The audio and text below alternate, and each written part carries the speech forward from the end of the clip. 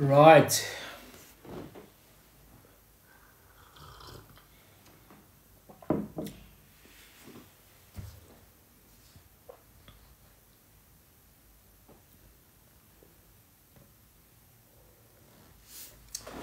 right, guys. So good. What is it? What time is it? Evening. Good evening. Oh, it's almost evening. Yeah. So I just thought let me come in today. We're gonna talk about my favorite topic, and that is crypto, specifically Bitcoin. Right. So recently, Bitcoin has been in the news for various reasons. Um, for various reasons. One of them being, I think on the 19th or 20th of April, we had what is called the Bitcoin halving event. Um, for a few weeks, maybe even months leading to that, there was quite a lot of buzz around Bitcoin. Everybody was talking about Bitcoin. All the news outlets were talking about Bitcoin, talking about the upcoming halving event and so forth.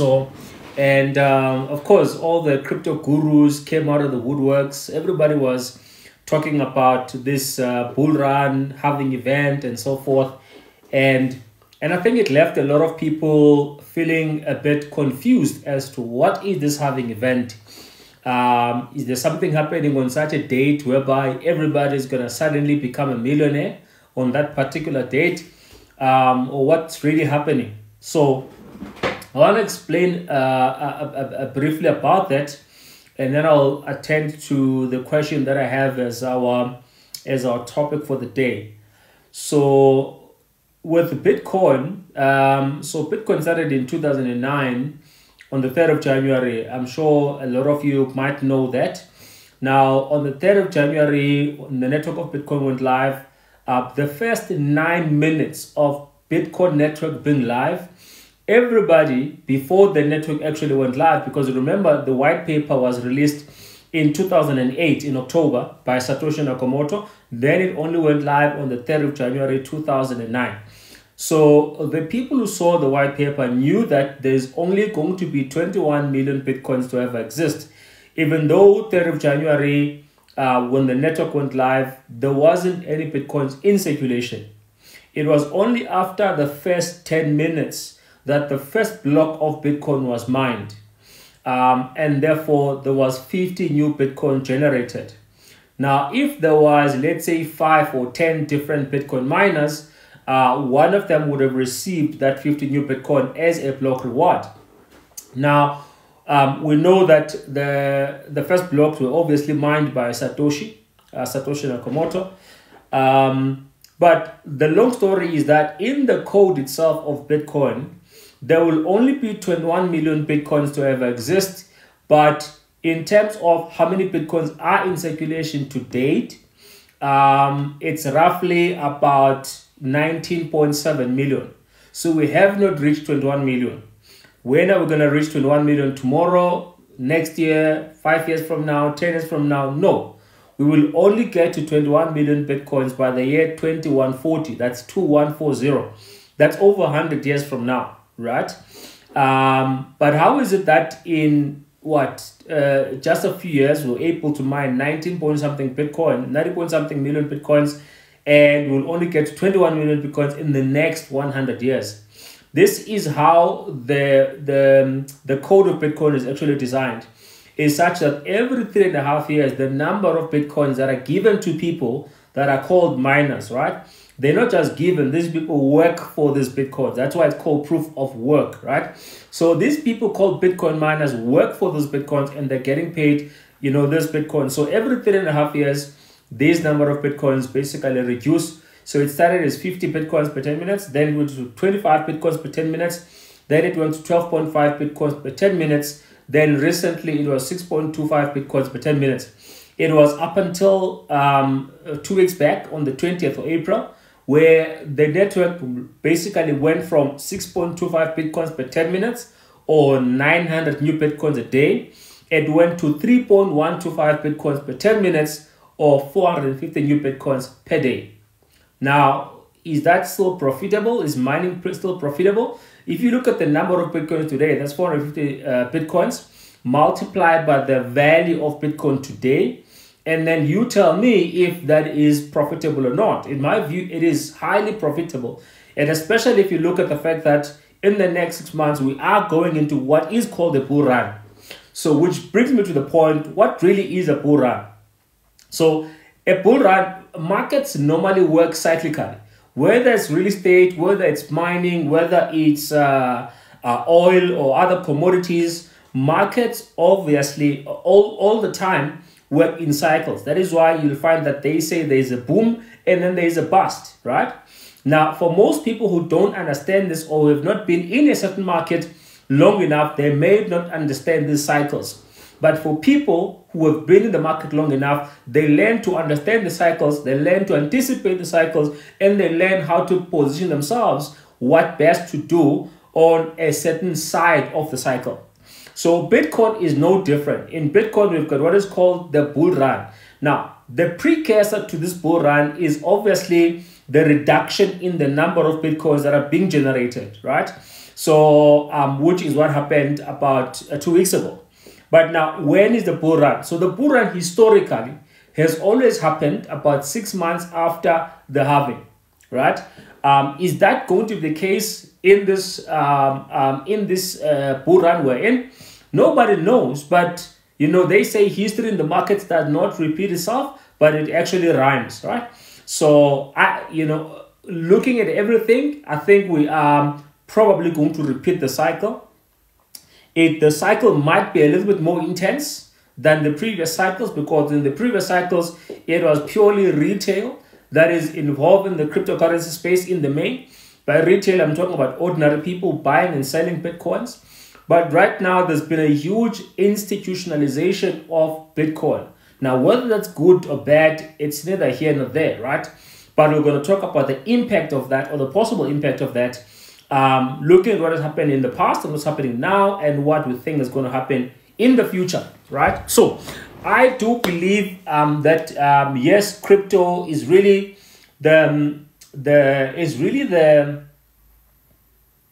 let's call it it's like I don't want to say the cheat way, but there is a word that I'm looking for. But it is a much easier way for ordinary people to really create wealth. But like anything, like any market, people have to know what they're doing. People have to understand how things work, why things work, and how they can position themselves. Because sometimes it's not about trying to change the market to do what you want the market to do, but it's about understanding how the market works, and then how you can position yourself in how the market really works.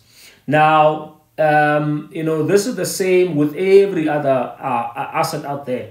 I mean, when the interest rates were reduced in the real estate market, guess what happened?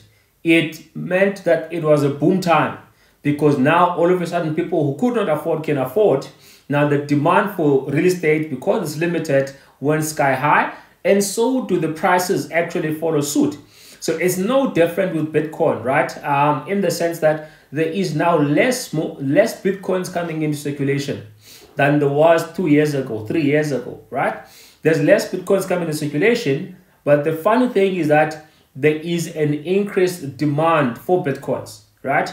Than there ever was in the past. So, which is why we're going to talk about this question. Can Bitcoin get to $1 million, right?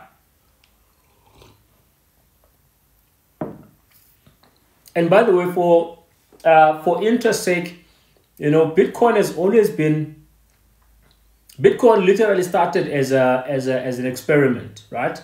As an experiment after the 2008 crash. I think Satoshi Nakamoto knew that people then would possibly be more open to an alternative, because it was proven with the crash that what we know, things don't actually work the way we think they do. As a result, that is why we had a crash, and none of the people who were involved in the crash were actually punished. That to the best of my knowledge, there is actually a interesting documentary on Netflix about that particular fact. It's called The Big Short. Now, The Big Short basically talks about what happens or what happened leading up to the financial crash, right? So it's something that I highly recommend, because you'll find that the institution that have been trusted with the fiat system were actually the ones involved in that particular crash.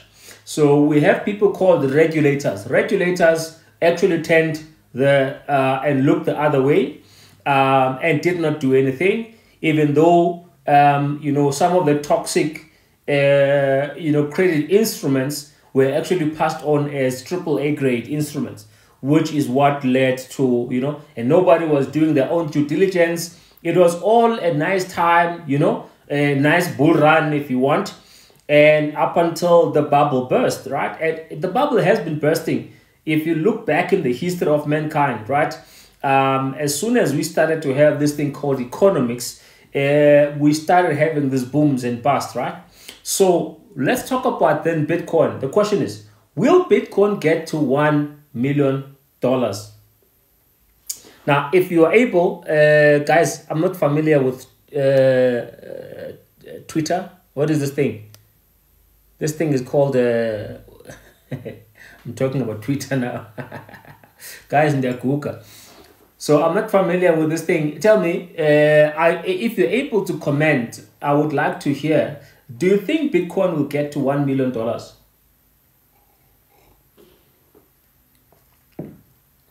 If you're able to comment, I would really appreciate it. Do you think Bitcoin will get to $1 million? Do you think Bitcoin will get to $1 million for one Bitcoin?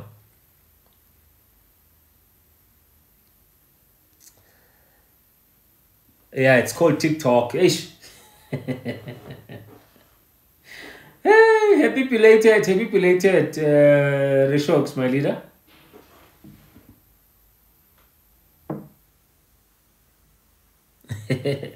You tell us. Okay, so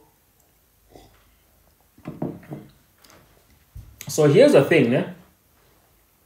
I always share this in my presentations, right? And I wanna share this as a teachable moment, right? We call this a pizza day moment, right? So let me explain where the pizza day moment comes in. I think it's in May, on the 22nd of May, if I'm not mistaken. In 2010, one guy, someone said it's possible. So one guy actually asked on an online platform and said, if anyone can buy me 2 pizzas, I'll give them 10,000 Bitcoin. This is 2010, guys. Now, when you look at the price of Bitcoin in 2010 in South Africa, it was 1 rand 40 cents. 1 rand. 1 rand 40 cents for one Bitcoin in 2010. So this guy says, if anyone can buy me 1 pizza, I'll give them 10,000 Bitcoins. And one guy took the offer. He bought him pizza from Papa John's. The pizza was delivered, 2 pizzas costing what, $25. And then this guy got his 10,000 Bitcoins, right? The funny thing is that we don't hear about the guy, or we don't see the guy who actually received the 10,000 Bitcoins, but the guy who paid for the 2 pizzas with 10,000 Bitcoins. He has made some videos and stuff like that. But anyway, so at the time, nobody knew what Bitcoin was. It was just amongst, cryptographers, computer geeks and gamers and stuff like that. But, real people, I'm going to call them real people right now, didn't know what Bitcoin was. So anyway, after this particular transaction, people got talking about Bitcoin. This thing started catching, wind, and people started hearing about it, that this is what happened. People started taking interest in the Bitcoin, and then from there, the number of people getting involved in Bitcoin and buying Bitcoins actually started growing. Now, after that, we had the halving in 2012. I think after that boom, whereby Bitcoin went from, I can't remember what the price was, but Bitcoin went up, And then Bitcoin dropped by a staggering 90%. 90% drop in the bear market. And everybody thought Bitcoin is dead. This thing is not going to go anywhere and stuff like that, right? And the people who believed actually bought more Bitcoins from there, right? So now the story then with the pizza guy is that if you look at the number of Bitcoin, if you look at 10,000 Bitcoins today, you look at the price of what Bitcoin is today, you'd see that that guy would actually be very, very, very rich. In fact, if I'm not mistaken, that should be either 600, should that be 600 million, 600 million, right? I'm going to tell you now what 10,000 Bitcoins is.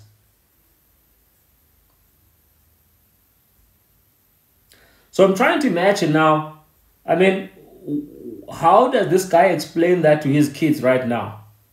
You know, how does he explain, because I'm sure now his kids understand what Bitcoin is, you know, but how does he explain that, you know, he actually bought two pizzas, you know, with 10,000 Bitcoins? How does he explain that?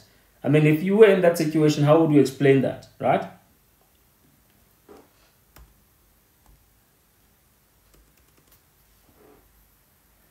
Yo, guys, I'm getting a Zuma moment here. How much is this?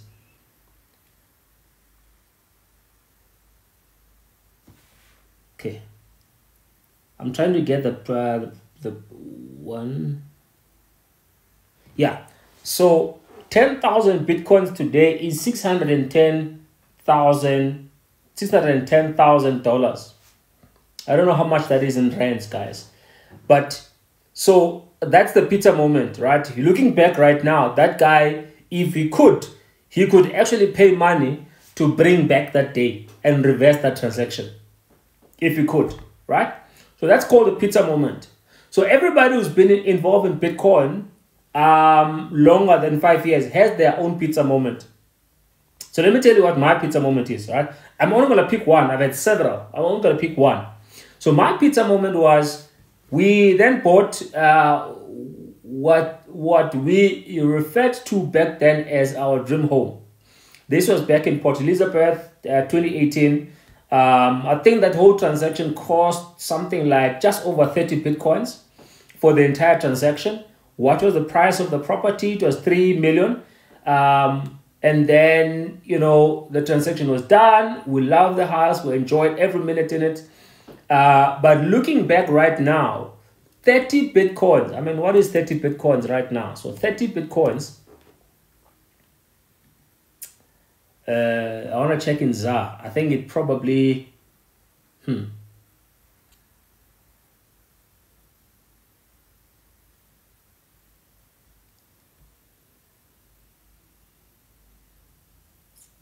So help me, guys. What is 30 Bitcoins in South African rands right now?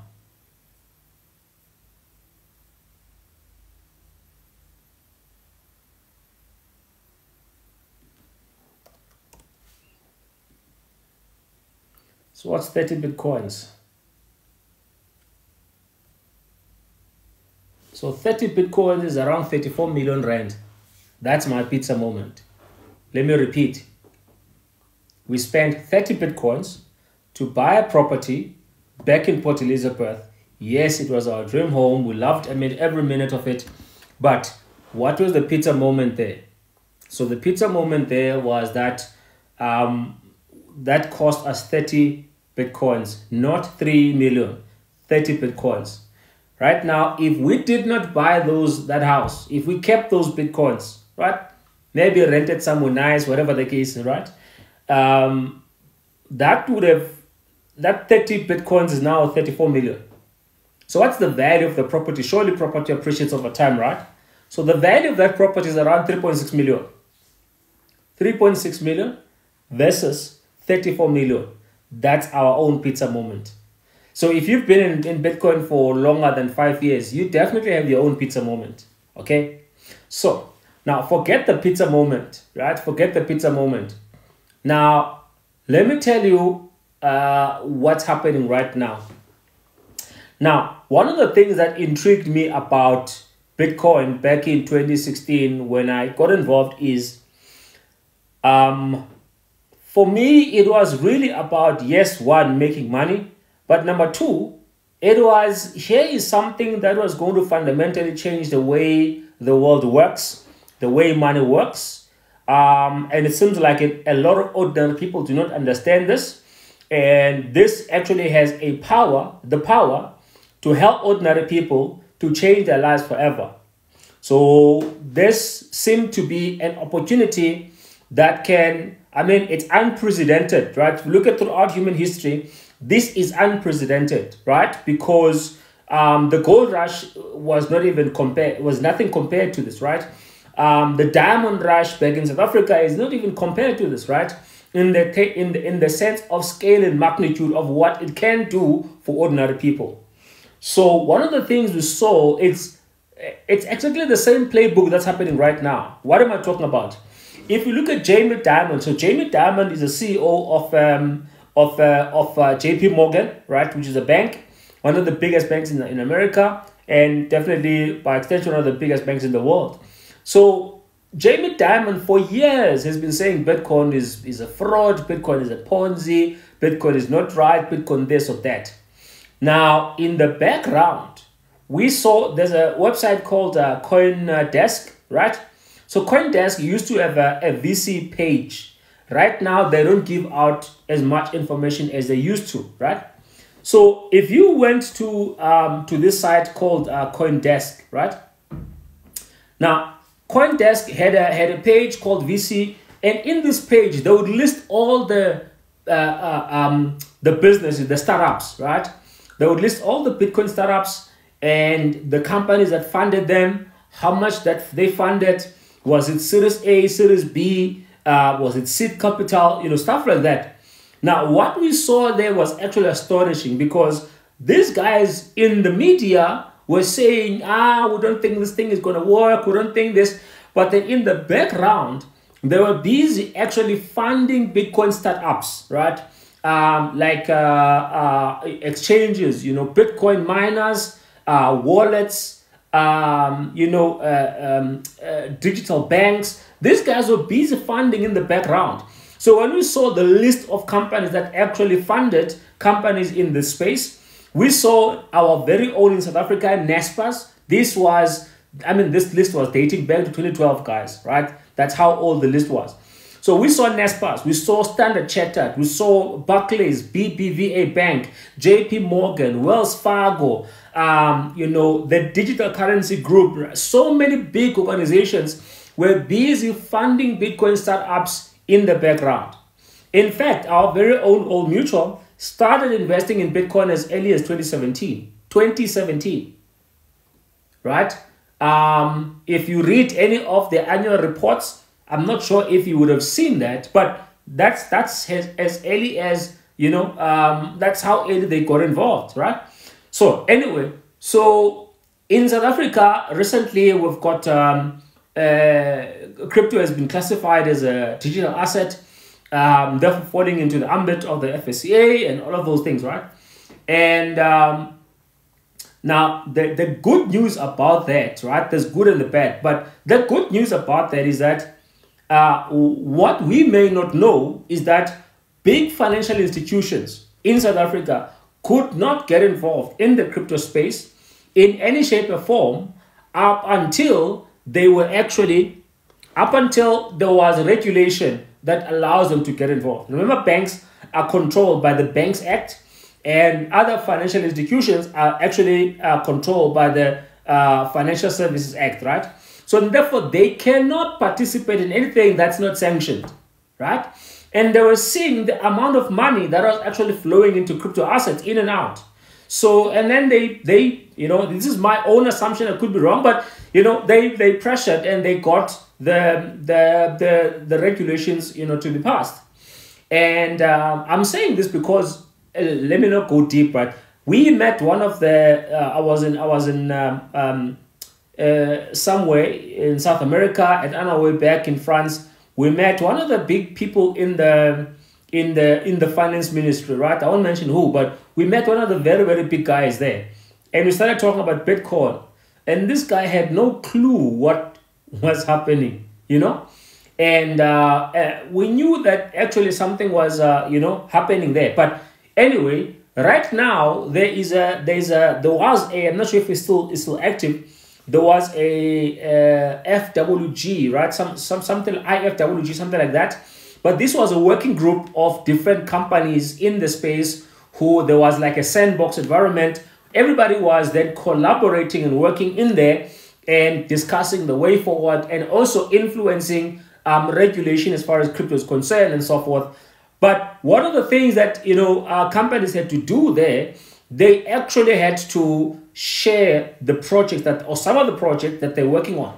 Now we saw Investec there.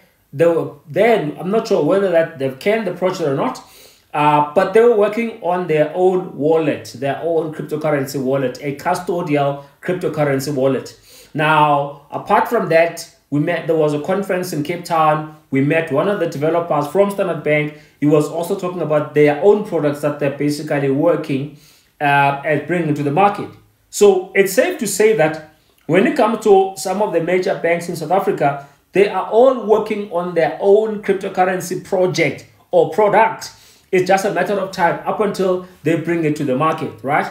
As you might have seen that some licenses have been giving out and so forth. So it's a matter of time up until they actually start rolling out their own products. Now, why is this important? This is important. It's both good and bad. Let me tell you the good about it. I'm going to forget the bad.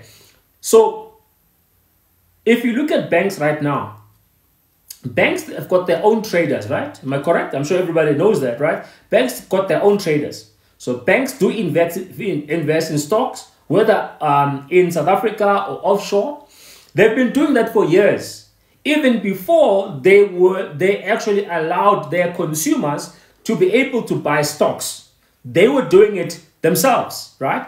But because there were other platforms out there that were growing, that were giving people access to be able to buy stocks on their own, what did banks have to do? Now they have to create a product that will allow their clients to be able to buy, stocks in their platform.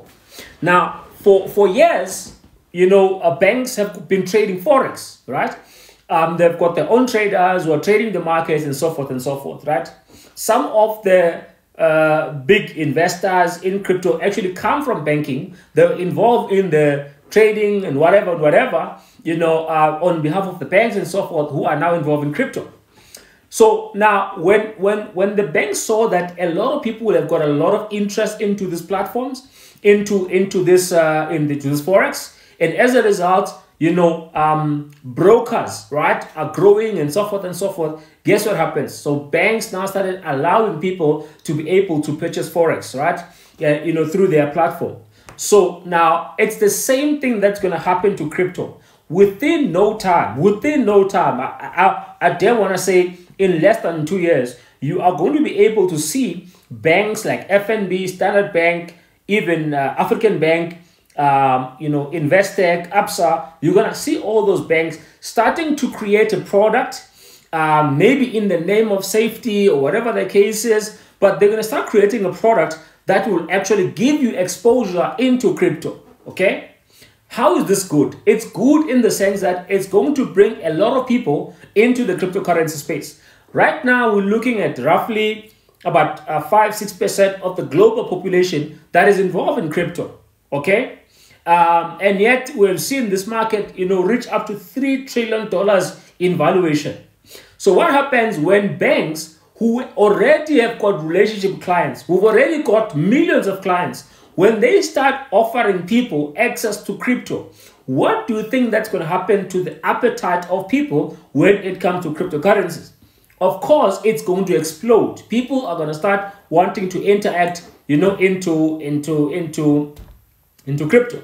So what has happened with the Bitcoin ETF in the US, right? So I'm busy now answering the question, can Bitcoin get to 1 million? My very quick and short answer is 100%, right? Bitcoin not only can, it will get to 1 million.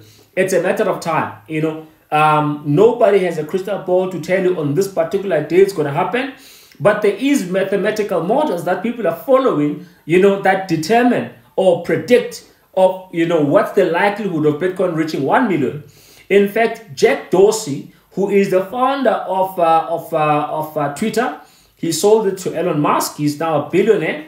Now, Jack Dorsey sold Twitter. He is now full-time into Bitcoin, building on Bitcoin, right? He's got a company called Square.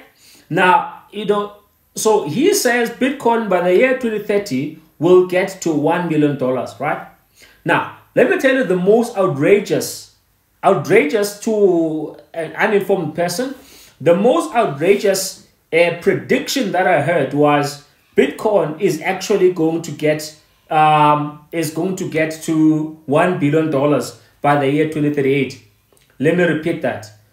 The most outrageous quote or estimate that I heard about Bitcoin, they say Bitcoin will get to $1 billion with a B by the year 2038. How is that even possible? It's very simple to understand. Now, if you think, if you want to know if that's possible or not, look at who is the biggest holder of Bitcoin. It's MicroStrategy, the United States government, China, the Chinese government, Russia, Germany, El Salvador, Hungary, UK. So all of the top economies, all of the top countries in the global economy are holding a big bag of Bitcoin right now. Why would they do that? Why would they do that? They know what's actually going to happen. It's just that because things take time within the traditional system, they are not ready to tell you face to face, hey, Bitcoin is like this, right? They're not ready to do that, right? So they are trying to work as hard as they can, as fast as they can behind the scenes, so that by the time you wake up, right? By the time you wake up, they've accumulated quite a number of Bitcoins, right? So, who said Bitcoin will get to $1 billion by the year 2038? It's actually a lady that is a chairperson of Fidelity Investment. Fidelity is one of the top 10 hedge fund managers in the world, in the league of your BlackRock and State Street and Vanguard, all those guys. Now, that lady is saying that Bitcoin will get to $1 billion. And why? She says because Bitcoin will possibly be the new global reserve currency. Is that even possible?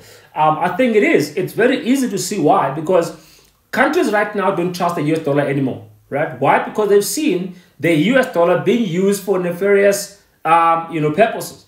So right now they do not necessarily trust the US dollar. That is why the BRICS nation are creating their own digital currency. That is going to be a stable coin, right? Because they no longer trust the US dollar. China, Russia, and Saudi Arabia, they no longer trading amongst themselves with, goods and services using the US dollar, because they understand that it has been used, as a weapon of mass destruction, right? Through sanctions and all of that. So what currency is there that's neutral, that's not owned or controlled by any government? So in other words, no one actually has an upper hand over another. It's Bitcoin, right? It's a sovereign currency. It's not owned by any government or any a big player, right? It's really the currency of the people. So do you think Bitcoin will literally get to $1 million? Of course it will. It's just a matter of time. Now, which then brings me to this particular point, and that is, Robert Kiyosaki, people often ask him this question, and that is, Robert, which is the best asset to invest in? Right? So maybe if you guys can, let me know in the comments. What do you think is the best asset to invest in?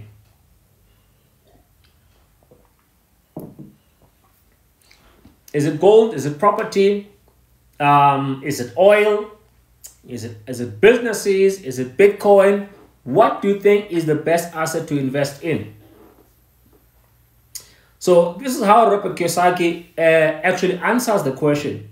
So Robert Kiyosaki says the best asset to invest in is the one that you are willing to study. Okay? Somebody says property. Okay? Now, why do you say it's property?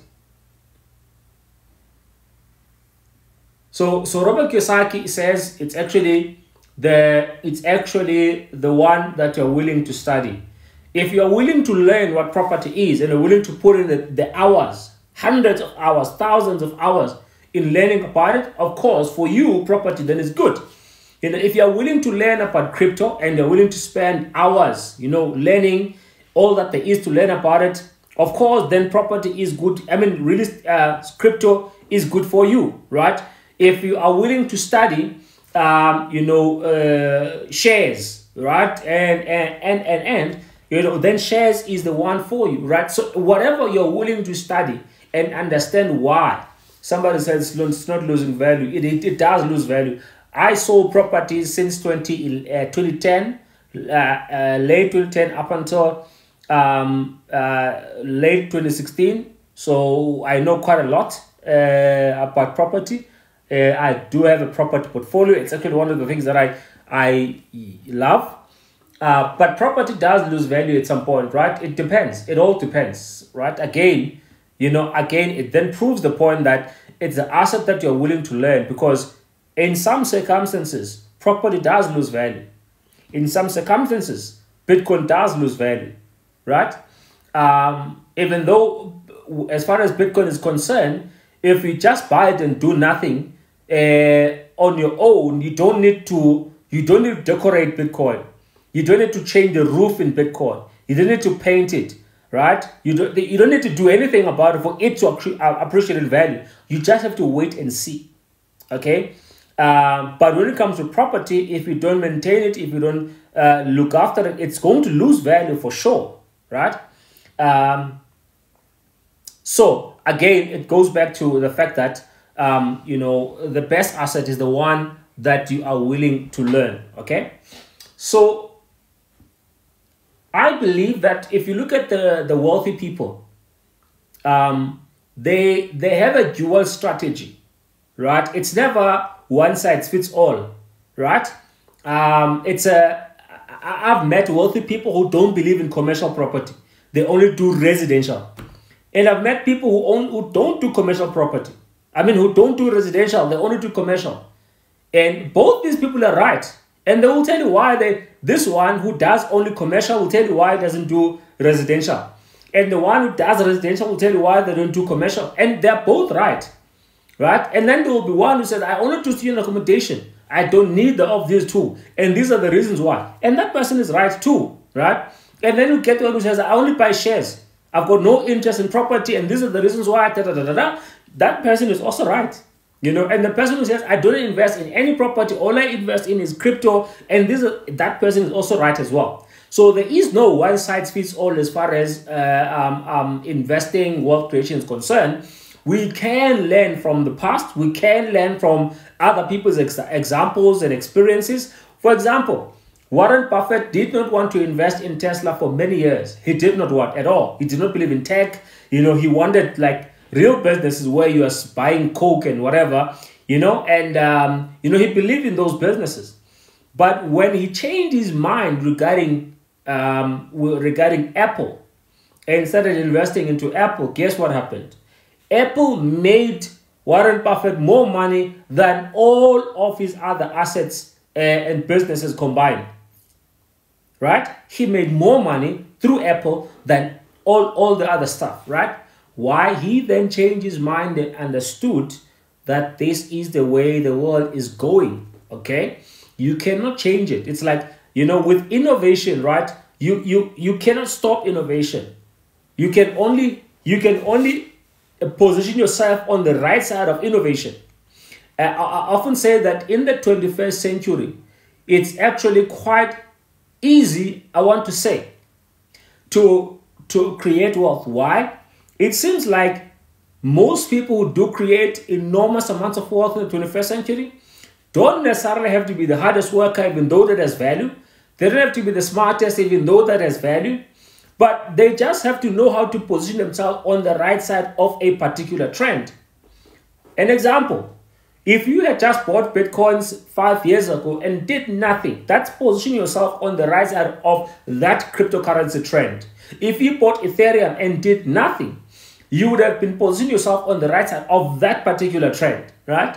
And right now, you'd be in a very different position, okay? The guys who invested into Tesla. Now, remember, in South Africa, the banking sector was so rigid.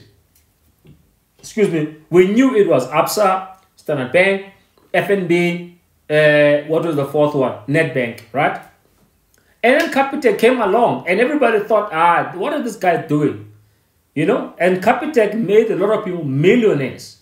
I'm talking about people who invested into Capitec early on, right?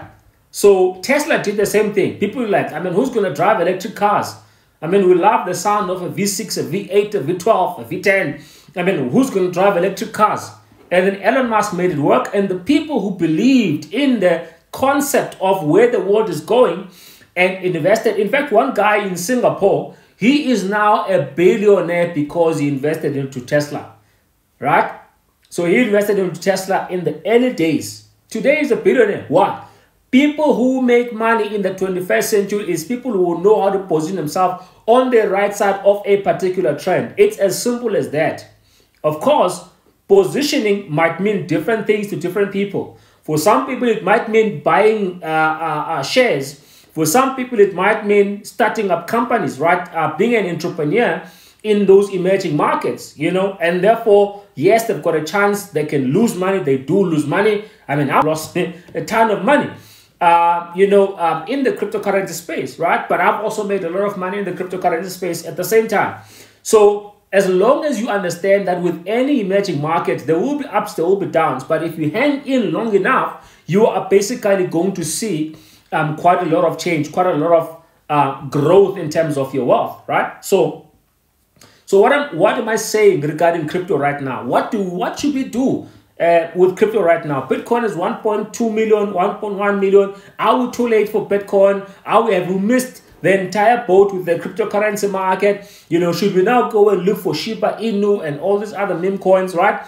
So here's my answer, guys. One, if you're going to be in the cryptocurrency space, please do not be half-assed about it, right? Don't be half-assed about it. If you're going to get in and be willing to learn, willing to understand, be willing to lose money if it comes to that, all right? But be willing to spend time and effort in trying to learn what this thing is and where is it going. How is it best you can position yourself? I can tell you right now, Bitcoin will get to 10 million rands, right? It will get to 5, 10 million rands, 20 million rands. I just don't know when that is going to happen. Why? Bitcoin is going to be the scarcest commodity on the planet, right? Much more scarcer than gold, much more scarcer than oil, much more scarcer than gold and gas. You know, it's going to be the scarcest asset on the planet, right? So, even if I was new today and I was starting and I didn't know, I would still buy Bitcoins, even if it's for 500 Rand, 1,000 Rand, and try to accumulate from there. But most importantly, I would look for opportunities of what can I do? What kind of entrepreneurial ventures can I get into within the cryptocurrency space that can help me to grow my cryptocurrency portfolio, right? So right now, with everything happening out season and what, everybody telling you that, if you buy this coin, it will actually do 1,000x, 1 million x, guys, I don't really care about that. All I care is use case. I care about use case. I care about the utility, because I know that in time I can never lose if I understand all of that. If I understand market dynamics, if I understand community, if I understand market sentiment, right? I can never go wrong with that. Okay, so now it does not mean that you have to be rigid about it. Yes, you can buy the coins that are actually having utility. If you really want to gamble, at least gamble with 10% of your portfolio, not everything, not your very last, So anyway, that's just my personal point of view. So what am I doing? So let me tell you what I've seen over the past.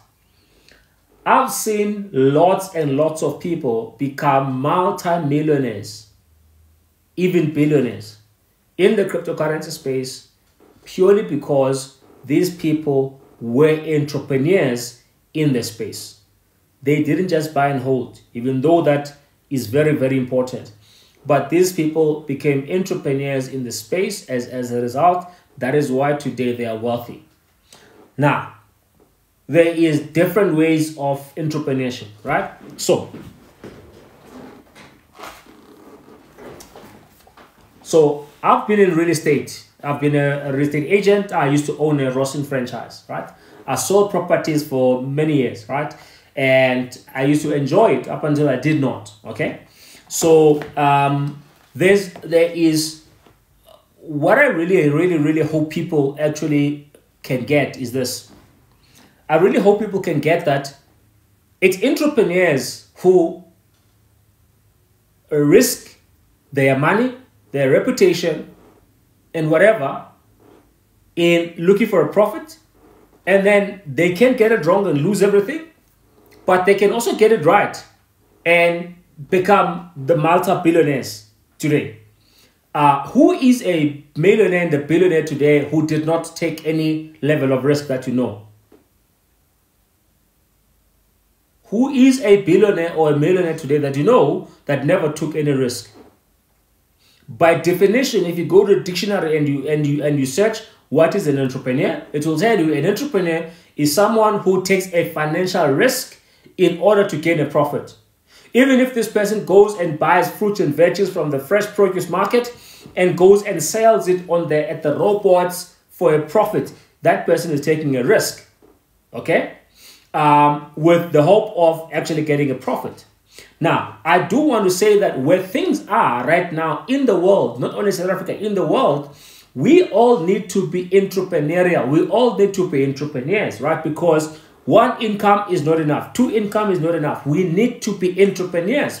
Now, when I say we need to be entrepreneurs, I do not mean that we should be Elon Musk, tomorrow. All I'm saying is that you could be having a job, a full-time job, but still do something on the side that then earns you extra income. But then you also learn how money works and learn how you can invest that money so that it can grow on its own. Whether it means buying a property, if that's what you're into, whether it means putting it to shares that will then give you dividends, whether it means that you are going to invest into crypto assets, or whatever it is, right? Whatever it is, So, but here's the thing. If we are really going to get out of where we are, I don't know where you are, but if we're really going to get out of where we are, according to Stats SA, it is said that, the average family right now, a working family, after 5 days of getting paid, people don't have money. And that's the situation in South Africa and in most developed countries, right?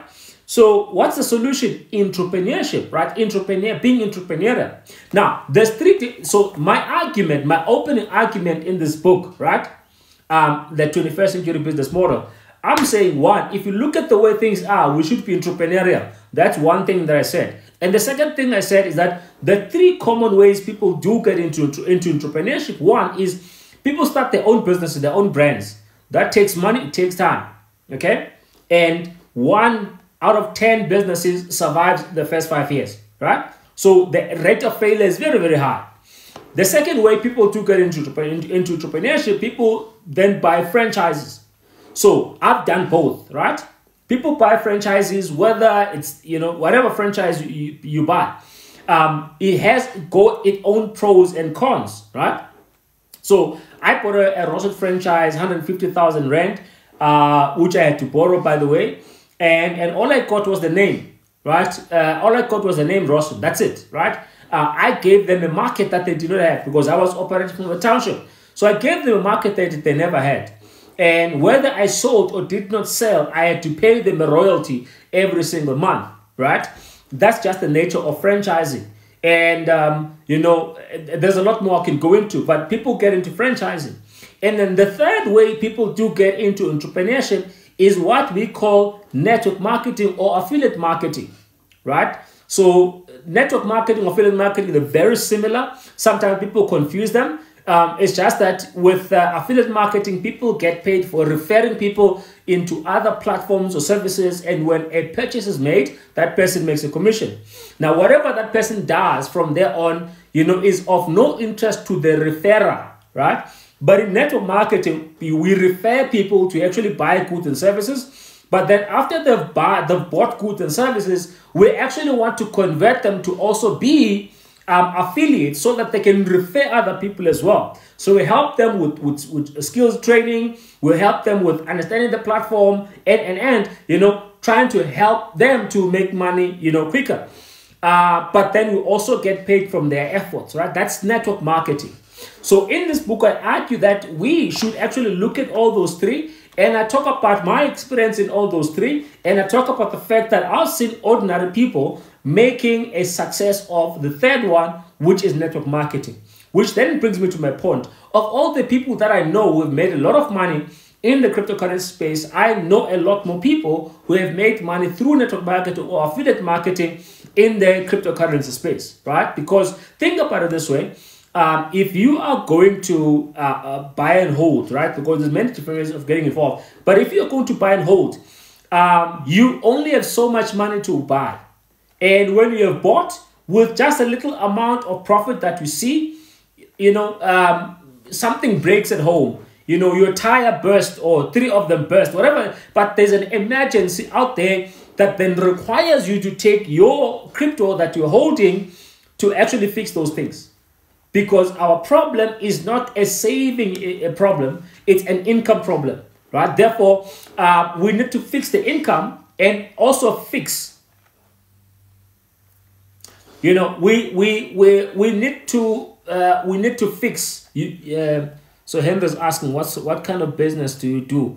I'm in network marketing within the cryptocurrency space. If you want to hear more, you can inbox me, right? You can send me a DM. So we need to fix the income problem, because after we fix the income problem, then we can fix the saving problem, right? It's much more easier for a person to just buy one Bitcoin and forget about it when they do have some form of income from somewhere, whereby they've got more than enough to take care of their immediate needs, and not want for anything, and still have an emergency kitty or something like that, right? Or even, stuff to splurge on and to enjoy their lives, right? A bit of a holiday here and there, a bit of whatever, some entertainment here and there. People need that. So that is why then having an extra income is important. Now, let me tell you what I'm doing right now. So how am I accumulating Bitcoins, right? In this day and age, right? So I do a few things. One, I mine Bitcoins, right? I'm in a cloud mining platform that basically pays me small fractions of Bitcoins every single day, right? Every single day, I own small fractions of Bitcoin every single day through cloud mining. That's one aspect. And then the other aspect of that is that I also do affiliate marketing, right? Whereby I refer people to exchanges, I refer people to my cloud mining platform and stuff like that, right? So that's affiliate marketing. And then over and above that, I do also identify, projects, whether they're in pre-launch or fairly new project or even old projects that I see that they've got a good long-term potential because of what has been happening in the ecosystem. So I'm able to identify those, and then put some money in those as well. So now, with that being said, we have actually started our own crypto community where we actually share. It's not only me; there's other people that are sharing, some other ways that they're also accumulating crypto as well. So we've got a WhatsApp group, we've got a Telegram group where we do share all of these things, right? So, for those of us who might be also interested, I do also run a mentorship program. Guys, I'm not, it's not, I do it, right?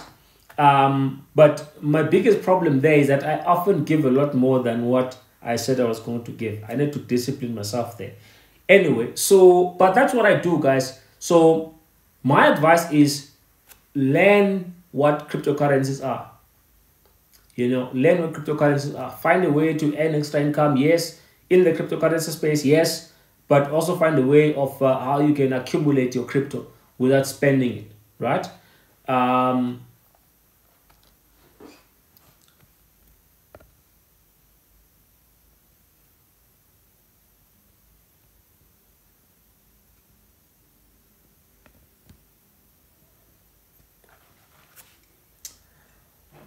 So anyone who is in crypto in this live, what's your blueprint?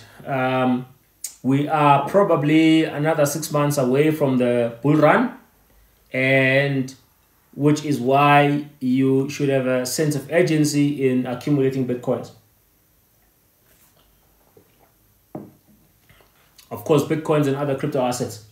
Now, another misunderstanding that people have is that since Bitcoin is what, $61,000 or 1.2 million rands, people think that it's too late because one Bitcoin is expensive. Yes, one Bitcoin is expensive. It does not mean that you need to.